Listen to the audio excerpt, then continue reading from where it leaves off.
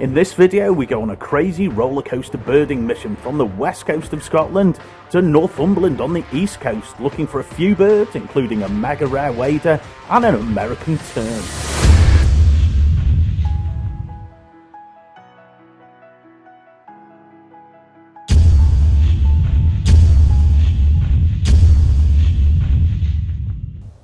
Hey folks, welcome back to another birding adventure, and this one, quite a roller coaster.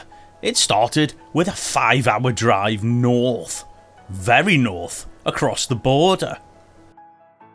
The following morning, after not enough sleep, we woke up bleary-eyed on the west coast of Scotland, in the county of Ayrshire. Good morning folks, we are in Scotland. This is our first trip north of the border this year so far. We're here for a mega rare wading bird. We're really hoping it's around because there's nothing else really that we're after nearby, so we've put all our cards on the table for this one. It's a Western Sandpiper. One's been spotted about 15 minutes down the coast from here, and we're hoping we're going to get it because we've travelled specifically for that. Before we headed down the coast towards our target species, I had a little walk around the beachside car park we'd parked whilst Kaylee was getting ready, and it was full of birdsong, with all sorts of species in the trees and coastal scrub. There were sparrows, goldfinches, chaffinches, noisy whitethroats, and the bird whose song I woke up to, even from inside the van, the yellowhammer. Although I couldn't find the male of this canary yellow looking bunting, I did spot a few females of the species gathering caterpillars and grubs from the vegetation surrounding the car park, a few of them coming to the ground to feed not far from where I was stood. Although it was lovely to spend time with this wide array of bird species, we did have a mega rare wading bird to find. So we headed about 15 minutes along the coast to Maiden's Harbour, where our target species, the extremely rare Western Sandpiper, had been visiting each day for the last, well, we don't quite know how long, but more on that shortly. Hey folks, morning. So we've got here bright and early, and the tide's in, and there are no waders at all. No, there's some hiders, that's about it so far. So we are going to have a walk round, and then probably we're going to have to wait. It's going to be a waiting game. That's a good idea. Stick with us for that. We walked around the edge of the harbour, seeing a few birds feeding on the shore like collared doves and sparrows, and in the harbour itself some female eiders with some extremely cute young. This species are known for looking after their young in a creche. This is where any babies are watched over by a group of females. We continued a little bit further around the harbour, where Kaylee spotted some small birds feeding amongst the rocks and low vegetation. These were linnets. We now came to the end of the path, where the harbour was at one side and there was a nice little bay on the other. This is where we did actually start to see some wading birds, the first being ringed plover. This was encouraging, as we'd read that on previous days the Western Sandpiper had been associating with ringed plovers, but we still couldn't find it, and continued to scan, seeing in the distance some oyster catchers, and a wonderful sand martin that had come down to the beach. We waited, hoping that more waders had come in as the tide went out. What we didn't realise was the tide was coming in. It was about this point another bird had joined us. He came with a pretty flash looking scope, and he was eagle-eyed too, as soon he picked out a small wader on the edge of the bay. This very small, quite pale wader was preening and then started hopping up the beach, eventually finding a good spot to have a nap. This sleepy little shorebird was our target species, the Western Sandpiper. I tried to get some footage of this extremely rare sandpiper, but struggled getting steady footage with the wind and the drizzle, so the only option was to lie on the floor. Lucky I had plenty of changes of clothes in the van. Regardless, it was worth it to get views of this amazing bird. As we watched on and the sandpiper snoozed, more birders arrived, eager to get a sight of this super rare wader. Occasionally, as the tide came further in, the sandpiper moved up the beach, eventually standing next to a dunlin to roost. This is where the size difference between the two species became more apparent, with the dunlin being much longer. Now, although this bird was identified as a Western Sandpiper really recently, it's believed that it had been previously misidentified as a little stint, and had been present for months. This is pretty exciting, as this species is very rare, with only around a dozen previous sightings in the UK, and this one is the first for the county of Ayrshire. This bird here was reasonably confiding, and as the tide came further in, the dunlin left, giving us better views of this wonderful species. Now, although the Western Sandpiper is an extremely unusual sight in Western Europe, a very confiding individual showed up in the Netherlands at the end of 2024.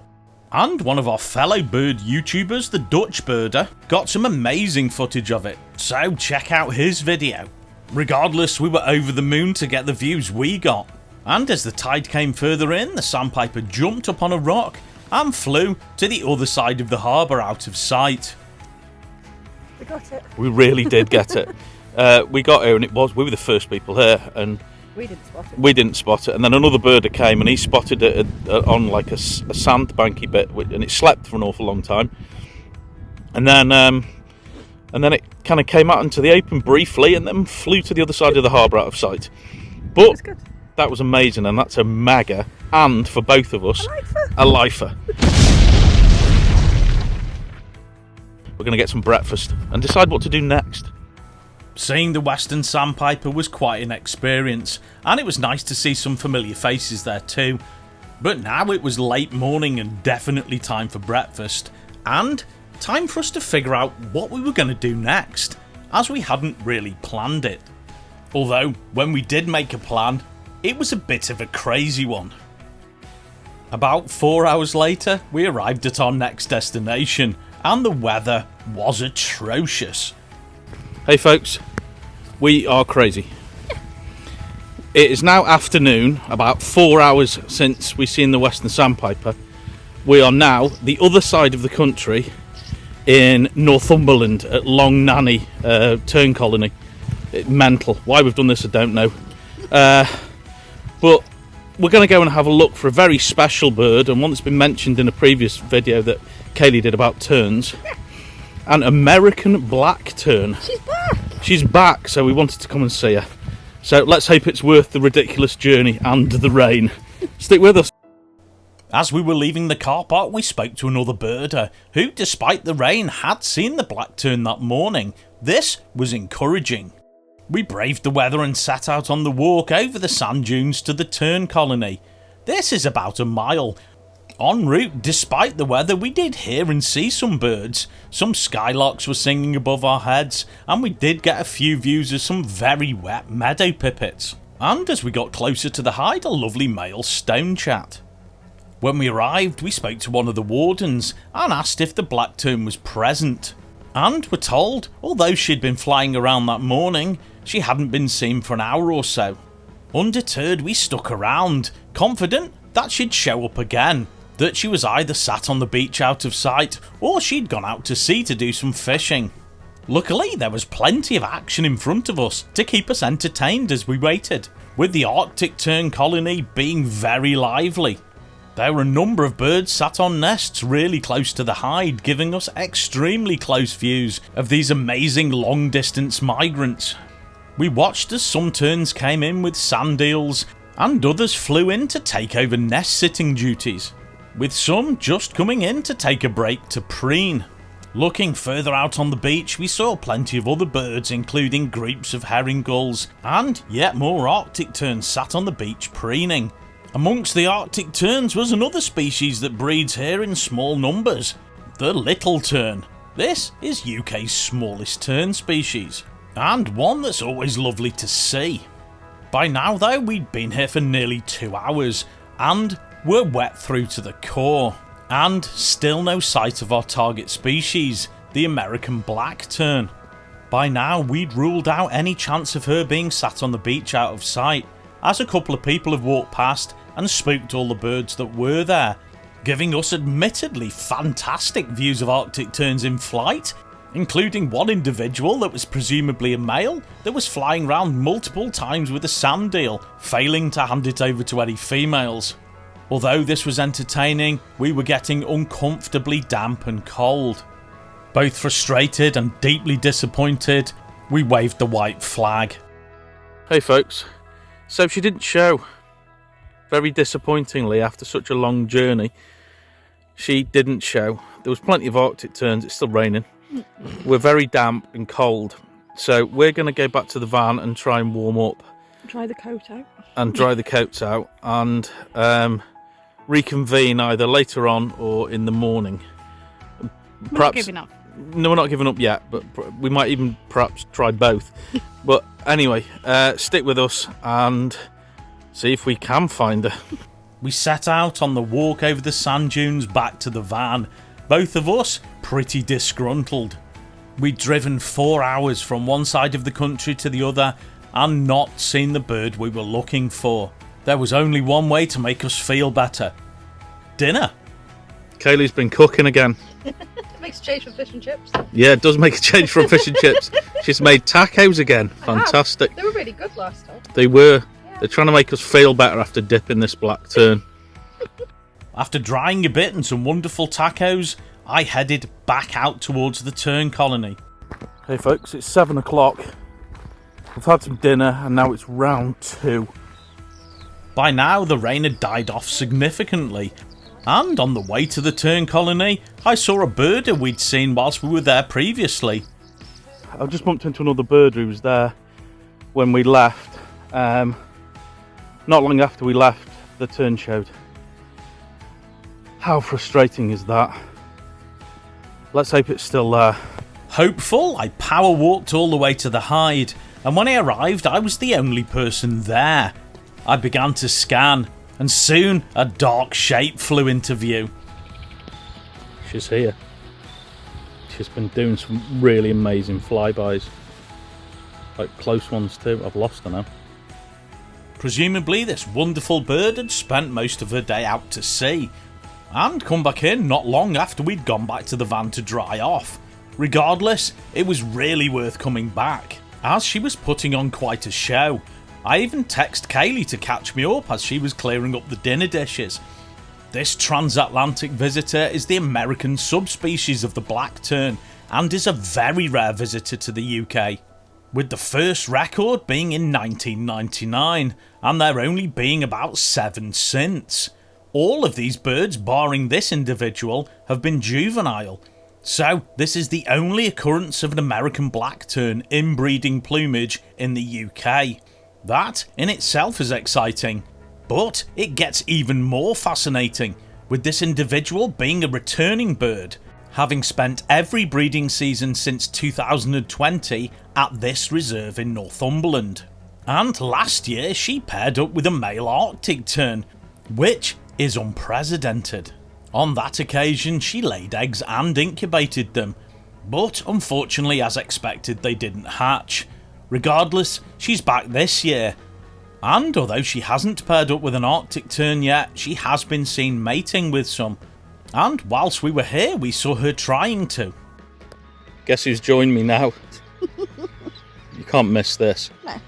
She has been just nuts. This is awesome. In the first years of this tern being present at this reserve, it was coincidentally called Nige.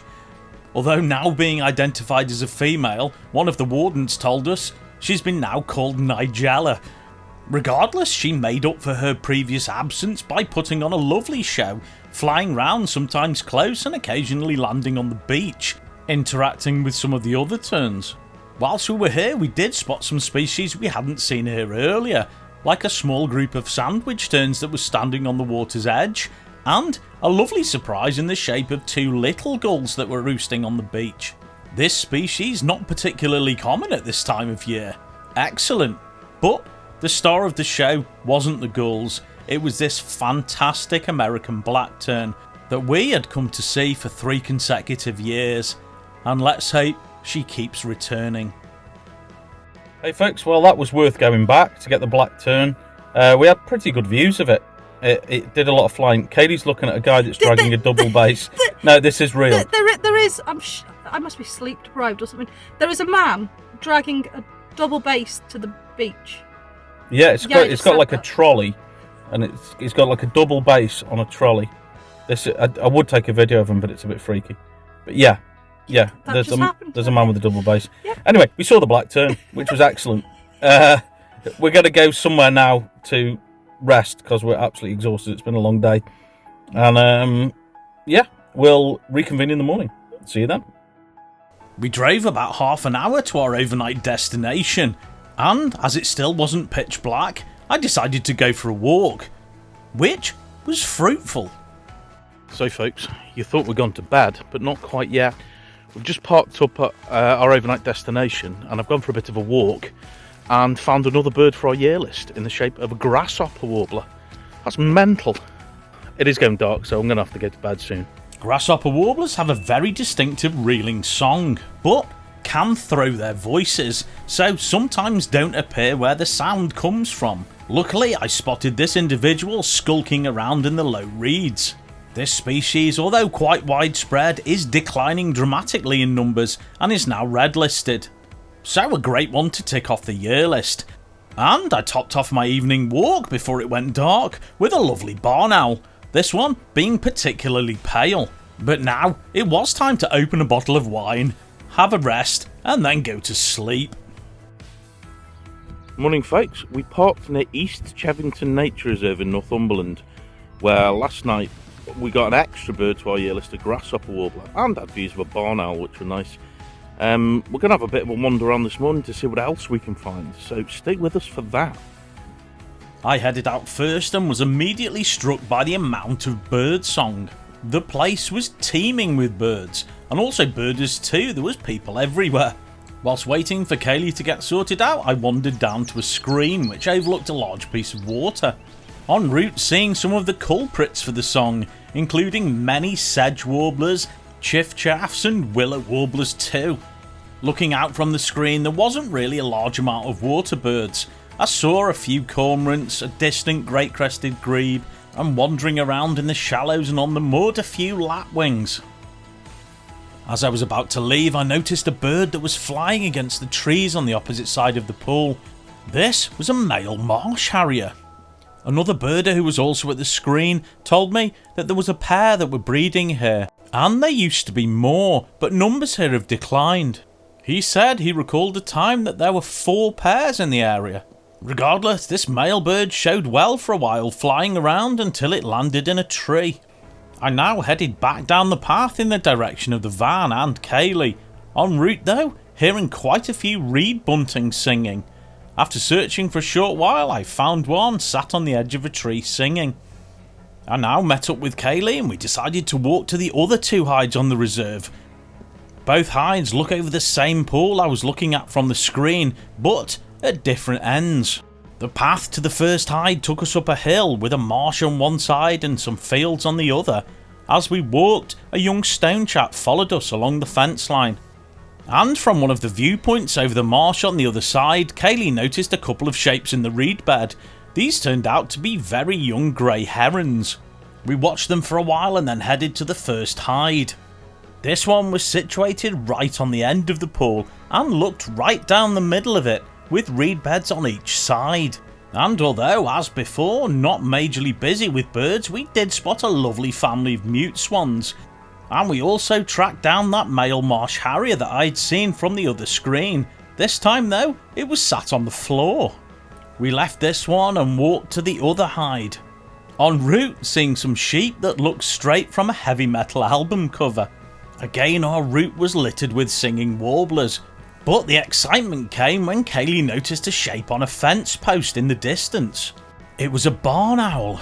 I'm not sure this was the same bird I'd seen the previous evening, as it wasn't quite as pale. Regardless, it was an absolutely beautiful bird to see, and it sat on the post for quite a while until some cyclists went past. Then it flew off like a pale ghostly shape into the distance. Hey folks, we're in the kind of last hide that we could find. Kaylee, on the route here, spotted a wonderful little barn owl. There she is, she's looking through the or the window. This hide's got like separate windows. Yeah, that was excellent. Lovely to see. This hide looked at the pool from a different angle, over a spit of mud and stones, where there was plenty of birds roosting, mostly cormorants. On the water there was some coots and tufted ducks, and there was a few gulls too. Now though, it was time to head back to the van. En route, getting some lovely views of some of the singing warblers, including more willow warblers, and this time a very, very showy whitethroat. Walking around this lovely reserve had been a wonderful way to end what had been an emotional birding roller coaster of a weekend. We had really put the time and the miles in, but now it was time to head home.